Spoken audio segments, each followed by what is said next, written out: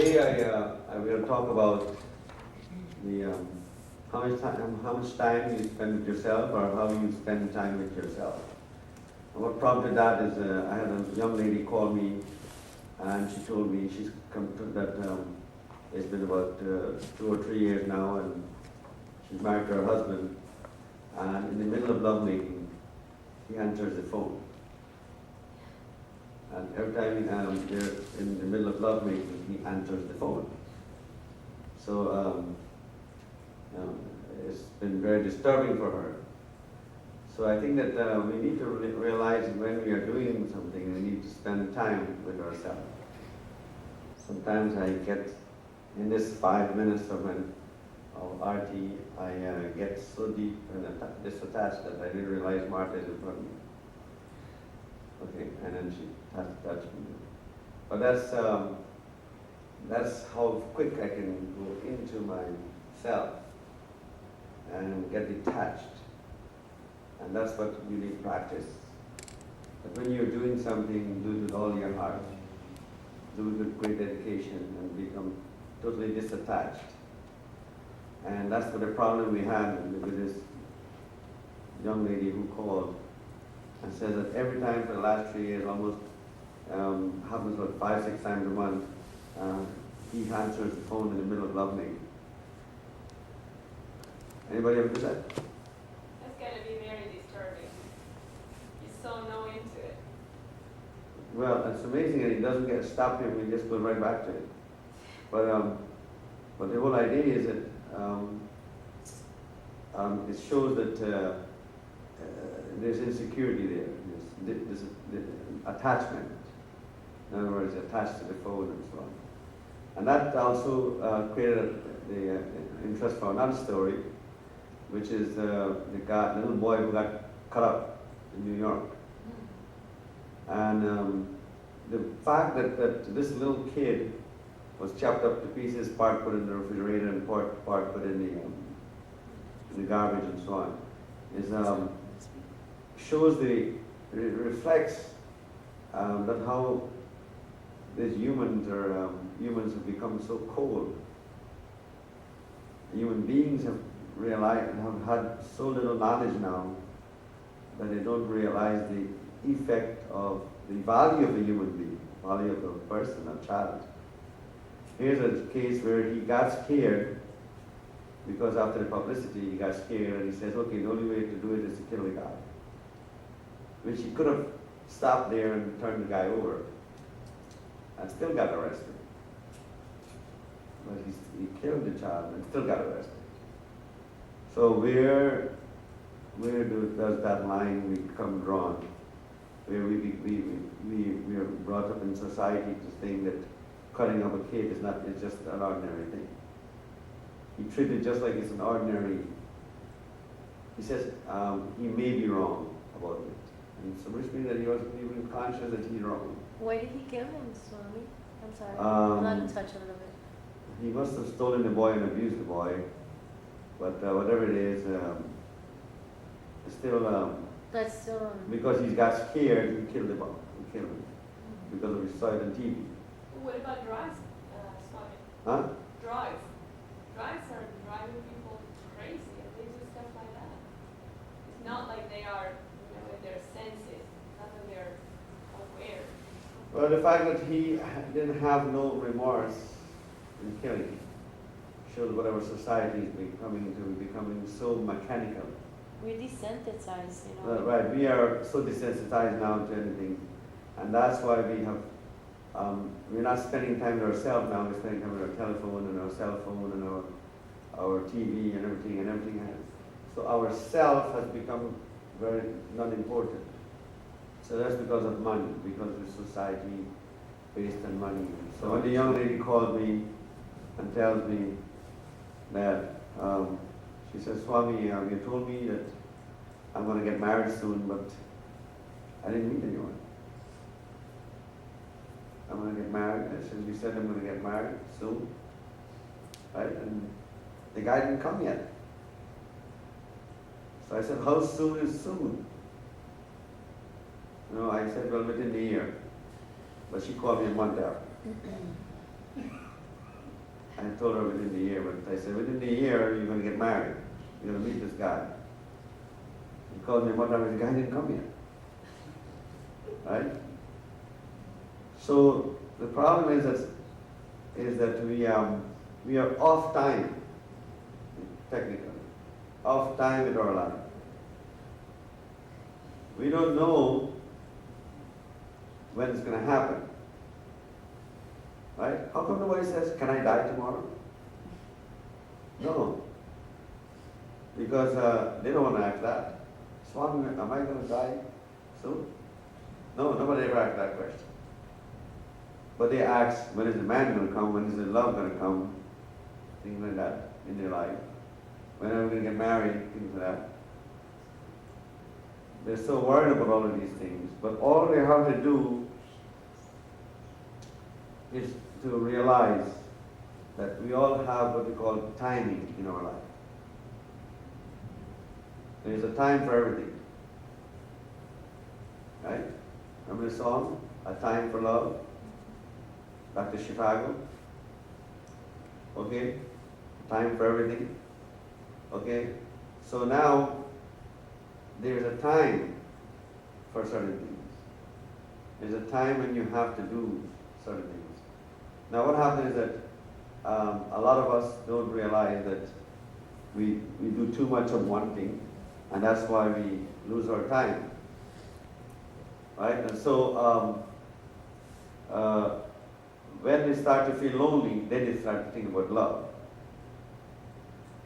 When you start to feel bored, and then you decide to watch TV. When you're about to die, then you turn to the Swami. Yeah, when you get sick, then you call Swami, check, see something wrong. Right? Why wait for that time? Why wait for that time? Check ahead of time. How about checking ahead of time? It says, Swami, do you see any sickness for the next year? So this is the problem, and all the calls I get, Swami, you got to talk to me now. You got to talk to me now. Why? Because you have that fear, that thing in your heart, and that you have to satisfy that feeling in your heart because you want to know, right?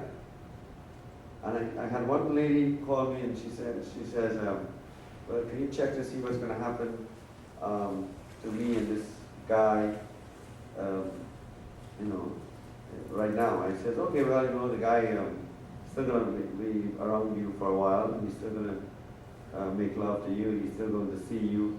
He's still going to date. And then, I don't know what happened. They had a fight or something. And she calls back 3 days later and says, you got to check for me again. You got to check for me. I said, the planets do not change that fast.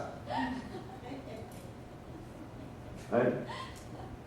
I said, the planets do not change that fast. You just called me 3 days ago. She said, well, you have to check. You have to check. Right?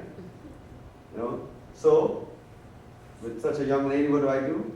I says, okay, listen. The guy still loves you. He's not leaving you. So I just repeated what I repeated to her, but she feels better. She feels better because I tell her again. She just needs to be reassured that the guy still loves her.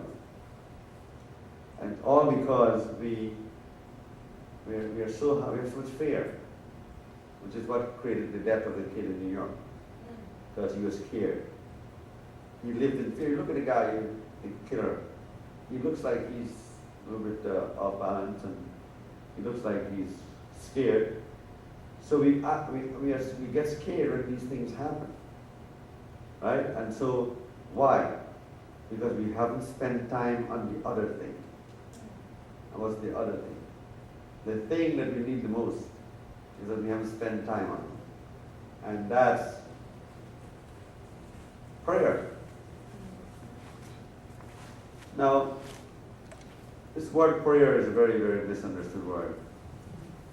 Because people think, you could say you pray, and then, just when you're about to have the accident, say, oh God help me, oh God help me. And the person says, well, I prayed. Well, you pray when you're about to die. You pray all the time. So now, prayer also could mean that you go to church. So everybody says, well, I went to the church. I do pray. Swami, I pray. I go to church. Right? But they still have problems. They still have a lot of problems. That's not prayer. Right? Prayer, going to church is not a prayer, not prayer. Right? Some people say, well, I give to charity. I have a little son in Indonesia and I give $20 every month. Okay? That's prayer. They feel that's prayer. That's not enough. That's not going to solve all your problems. Okay? And you're probably giving it because you feel guilty. Because you don't go to church. So you say, okay, I'll give my $20 to take care of the little kid in Indonesia. That's not prayer. Right? So then, what is prayer? When you put your hands together and say, oh God, help me, or you say the Lord's Prayer, or you say, Jesus Christ, come and help me, that's prayer? No. What is real prayer? Real prayer is when you spend time understanding your own self. When you go to the church, what does it say? The Lord is my shepherd, I shall not want. He maketh me lie in green pastures. He laid the tables before me. It's all about me. So sometimes say, the Lord is my light and my salvation. Whom shall I fear? It's all about me. Right? But you just don't say it. You have to understand what it means. Understand that it's about me. I have light in my life. The Lord is my light. Let's reverse it. My light is my Lord. Yes, reverse it. You'll see it's the same thing. The Lord is my light and my salvation. So my salvation is my Lord. So it's all about you. Right? Unless you have light inside of you, you cannot connect with the Lord. So you have to have light inside of you. And how do you get light inside of you?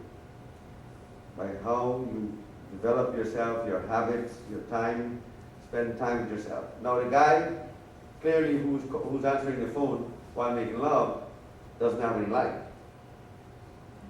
Why? Because he's trying to do all the things at the same time. Business, phone call, pleasing his wife, and pleasing himself, all at the same time he's trying to do. And this is where we get distracted in our life. I know most people try to eat and watch TV and text on their iPad or telephone all at the same time. Right? Or you try to listen to music. I don't know how they do it, but some people listen to music, read a book, and study for the exam, even though their TV is on. So now we try to do all the things at the same time. So this is what happens now. We don't spend time with ourselves. Right? So this paper I give you tells you how many days you have to work, how many days you sleep. You sleep 8 hours. If you watch TV for 2 hours, spend 2 hours on cell phone, that's already 12 hours. That's half of your day gone. How much time you spend to work, how much time you spend with yourself, how much time in your business. It's always good to take 50 minutes to pray.